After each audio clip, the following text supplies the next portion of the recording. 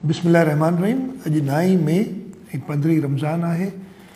पोइ 24 कलाकनि में असां 5498 टेस्ट कया।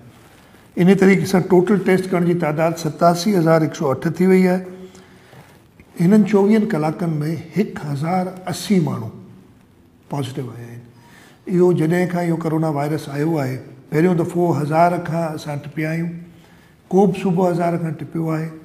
ऐं इहा तमामु तशवीश जी ॻाल्हि आहे त इहो मर्ज़ हाणे पंहिंजी पीक ते अची वियो आहे। असां पीक में हलूं था पिया। टोटल 10,771 माण्हू हिन मर्ज़ में मुब्तला थी चुका आहिनि।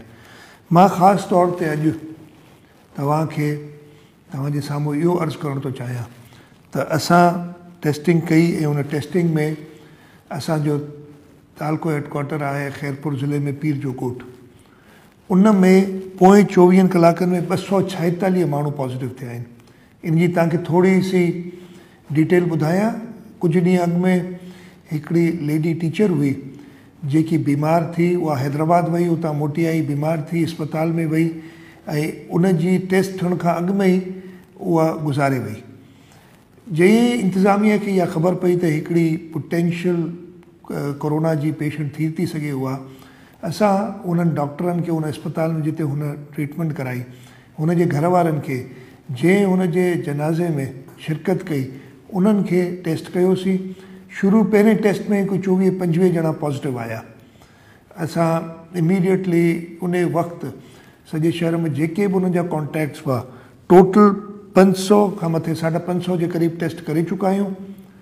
ऐं उन मां 277 तक़रीबन 55% माण्हू पॉज़िटिव आया आहिनि पीर जे ॻोठ में। वधीक उते टेस्ट कयूं था पिया। जेके पॉज़िटिव आया आहिनि उन्हनि खे आइसोलेट कयो अथऊं, उन्हनि खे अलॻि कयो अथऊं ऐं उन्हनि खे इहा ई दरख़्वास्त आहे, बल्कि पीर जे ॻोठ जे माण्हुनि जे उन्हनि जे रिहाइशुनि सां मुंहिंजी इहा ई दरख़्वास्त आहे त पंहिंजो ख़्यालु कनि, ॿाहिरि न निकिरनि। इंतिज़ामिया खे मूं चयो आहे त लॉकडाउन जेको आहे उहो थोरो वधीक सख़्तु कनि।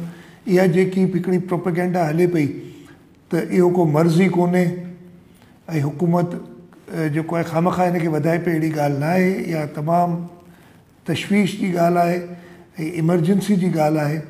असांखे इन ते ध्यानु ॾियणु खपे, ख़ासि तौर ते दही इलाइक़नि में, छाकाणि जो असांजो रहण सहण जो तरीक़ो अहिड़ो आहे जो असां तमामु हिक ॿिए जे वेझो रहंदा आहियूं।